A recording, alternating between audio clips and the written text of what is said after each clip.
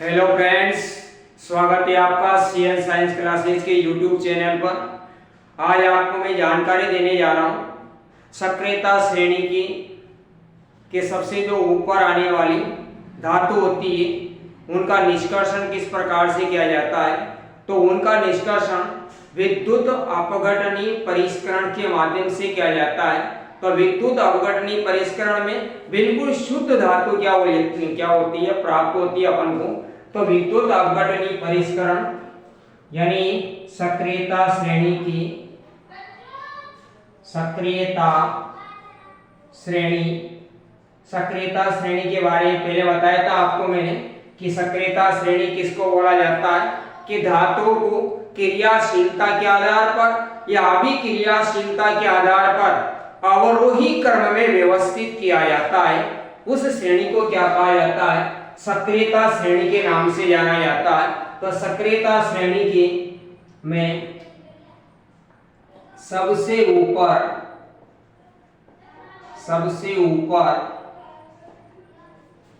आने वाली धातुओं का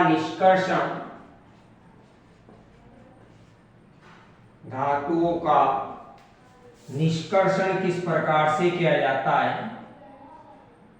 तो इसकी सबसे प्रचलित विधि का नाम है विद्युत अपघटनीय परिष्करण। विद्युत अपघटनीय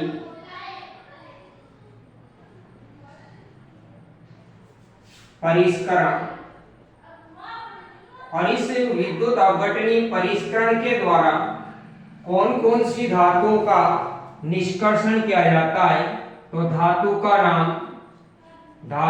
नाम कौन कौन सी धातु होती है जिनका विद्युत अपघटनीय परिष्करण के माध्यम से परिष्करण किया जाता है या निष्कर्षण किया जाता है। तो ये एक तो कॉपर है, एक जिंक है, एक निकल है, एक सिल्वर है, एक गोल्ड है। इन धातुओं का विद्युत अपघटनीय विधि के द्वारा क्या किया जाता है? परिष्करण किया जाता है। तो इसमें क्या करते हैं? इस विधि के अंदर सबसे पहले अपन एक आयताकार टैंक लेते हैं। ये आयताकार टैंक ले लिया। आयताकार टैंक लेने के बाद क्या करते हैं? इसके अंदर कि कॉपर सल्फेट का अम्लीय विलयन भर दिया जाता है। इसके अंदर कॉपर सल्फेट है, कॉपर सल्फेट का कौन सा विलयन भर देते हैं अपन? अम्लीय विलयन। कॉपर सल्फेट का अम्लीय विलयन भर देते इस टैंक के अंदर, अम्लीय विलयन। और अम्लीय विलयन भरने के बाद इस विलयन के अंदर अशुद्ध धातु की पतली छड़ होती है, उसको तो एनोड बनाया जाता है। अशुद्ध धातु की जो तांबे की, कॉपर धातु की पतली छड़ होती है उसको तो एनोड बनाया जाता है। और शुद्ध धातु की, कॉपर धातु की मोटी छड़ होती है उसको क्या बनाया जाता है? कैथोड बनाया जाता है। कैथोड बनाने के बाद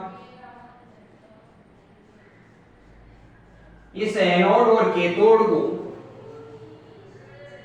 एक तो बैटरी से जोड़ देते हैं, एक कुंजी से जोड़ दिया जाता है। बैटरी और कुंजी से संयोजन तार के माध्यम से क्या कर देते हैं? अपन जोड़ देते हैं। और इसके बाद ये तो आपका आयताकार टैंक है, आयताकार टैंक। इसके बाद ये है आपकी अशुद्ध कॉपर धातु की पतली छड़, मोटी छड़, सॉरी, अशुद्ध धातु की मोटी छड़ जिसको एनोड बोला जाता है। क्या बोला जाता है? एनोड।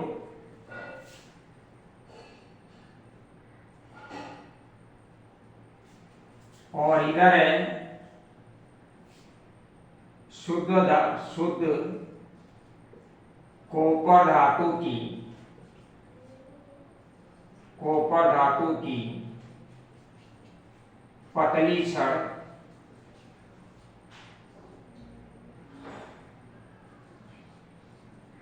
जिसको कैथोड बनाया जाता है। क्या बनाया जाता है? इसको कैथोड।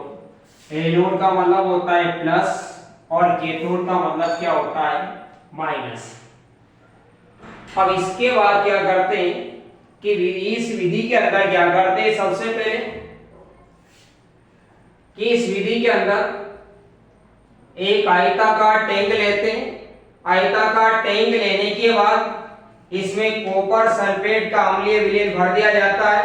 कॉपर सल्फेट का अम्लीय विलयन भरने के बाद अशुद्ध कॉपर धातु की मोटी छड़ को तो एनोड के रूप में काम में लिया जाता है और शुद्ध कॉपर धातु की पतली छड़ को कैथोड के रूप में क्या लिया जाता है? काम में लिया जाता है।